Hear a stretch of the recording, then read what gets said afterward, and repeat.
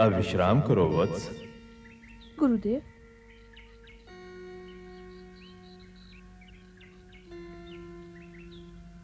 श्रेष्ठ धनुर्धर भव। आओ।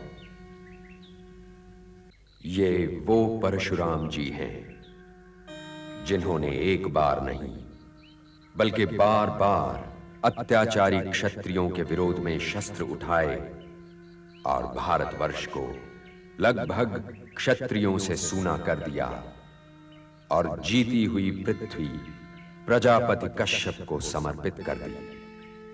प्रजापति के पुत्र सूर्य और सूर्य से सूर्यवंश, और जब उस सूर्यवंश में मर्यादा पुरुषोत्तम श्री राम ने जन्म लिया, तब उन्हें विष्णु का धनुष देकर इन्होंने अवकाश ले लिया।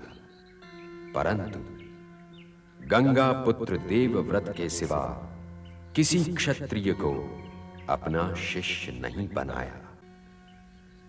वाण में धनुर्धर के प्राण होते हैं कर्ण, अर्थात ये धनुर्धर का पहला कर्तव्य है कि वो अपने वाणों को अत्याचार, भ्रष्टाचार और अन्याय का साथ देकर कभी अपमानित ना करे, क्योंकि यदि कोई धनुर्धर अपना ये कर्तव्य भूल जाएगा तो उसी क्षण उसके तुणीर के सारे वाण निष्प्राण हो जाएंगे और विद्या उसके पास से यूं चली जाएगी जैसे इससे पहले उसके पास कभी रही ही ना हो।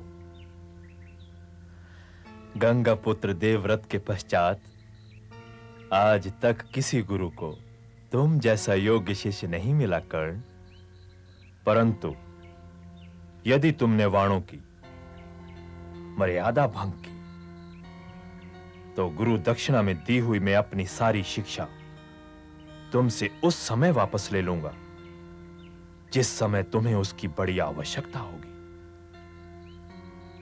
तुम यहां से जब भी जाओगे वत्स, गुरु दक्षिणा दिए बिना ही जाओगे।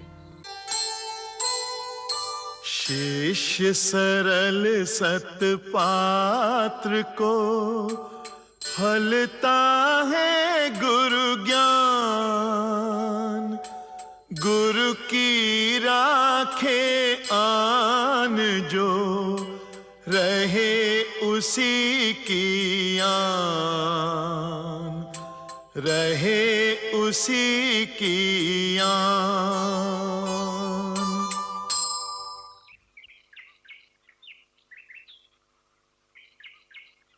प्रणाम गुरुदेव। सुदामा, आज्ञा गुरुदेव।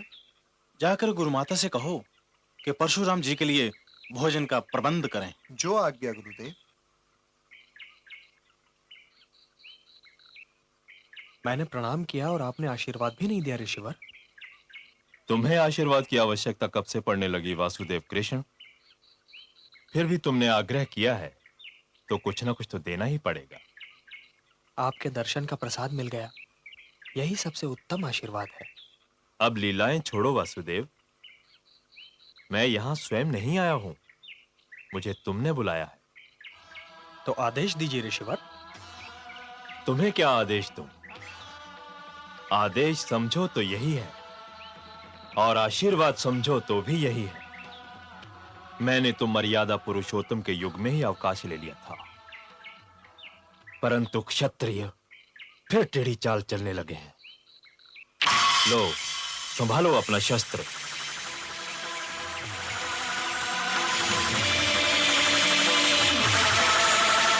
और संभालो अपने युग को। क्षत्रिय होने का अर्थ यह नहीं कि किसी को समाज की छाती में उतर जाने का अधिकार मिल गया हो। माखन बहुत खा लिया, मुरली बहुत बजा ली, लीलाएं बहुत कर ली वासुदेव। अब वो कार्य करो जिसके लिए पृथ्वी पर आए हो।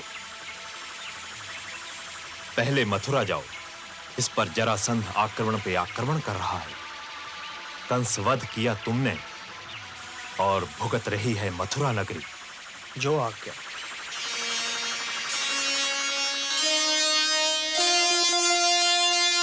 धर्म कर्म निश्चित करो,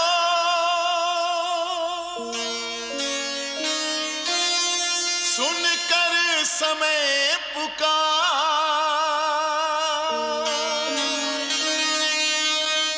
जग में आए किस लिए,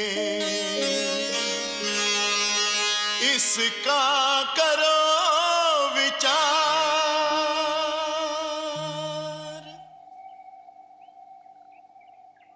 तुम्हारी शिक्षा तो समाप्त हो चुकी है वत्स। अब गुरु से बिछुड़ने का समय आ गया है। आपने तो यह कह दिया था गुरुवर कि मैं गुरु दक्षिणा दिए बिना ही चला जाऊं, परंतु मैं गुरु दक्षिणा दिए बिना कैसे चला जाऊं? तुम्हें शिक्षा देने में जो मुझे आनंद मिला, उसी को गुरु दक्षिणा मान लो वत्स। तुम्हारे जैसे योग्य शिष्य कहाँ मिलते हैं आजकल किसी गुरु को। किंतु यह सदैव याद रखना कि तुम एक ब्राह्मण हो और क्षत्रिय धर्म की रक्षा करना तुम्हारा कर्तव्य है। और यदि तुम ये देखो कि क्षत्रिय अपने धर्म का उल्लंघन कर रहे हैं, तो उनका विरोध करो, जैसे मैंने किया था।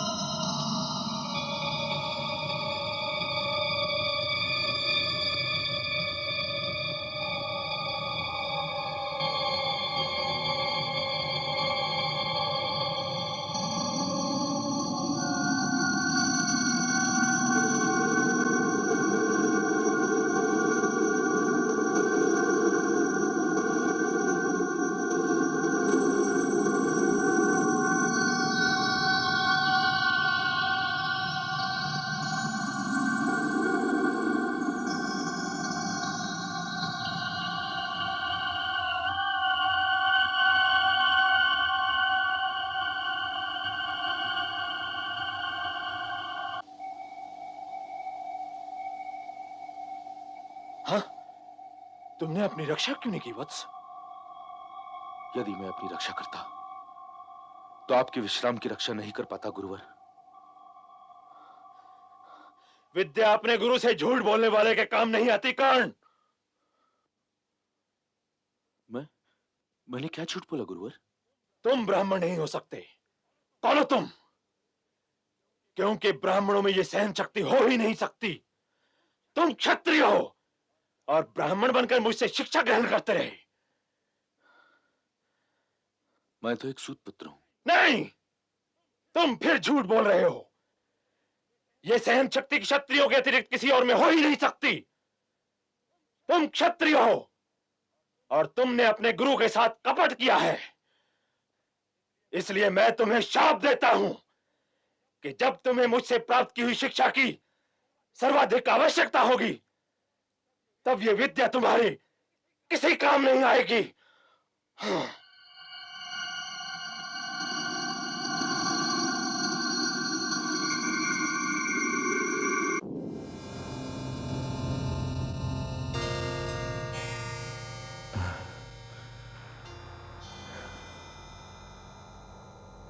मुझे बस एक दिन के लिए अपने शाप से मुक्त कर दीजिए। एक दिन के लिए। कल का ही तो एक दिन है कर्ण, कल का ही तो एक दिन है कर्ण, कल ही का तो एक दिन है कौंते कर्ण, बस कल ही का तो एक दिन है सूर्यपुत्र कर्ण, और इसी एक दिन के लिए ही तो मैंने तुम्हें शाप दिया था। हे पुत्र, इस युद्ध में विजयी होने से तुम्हें कुछ नहीं मिलेगा।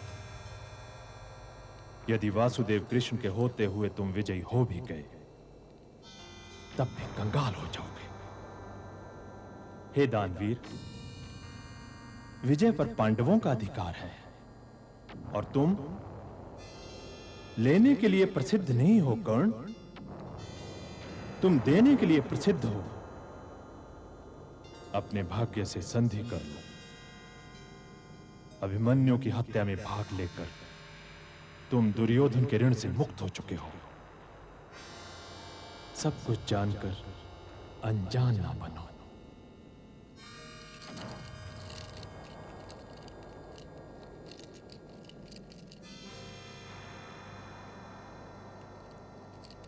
मेरे आशीर्वाद की छाया में जाओ कर्ण। मर्त्यलोक हो चाहे स्वर्गलोक,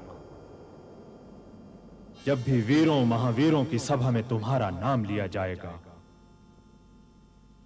सभी वीर खड़े होकर तुम्हारे नाम का जय जयकार करेंगे।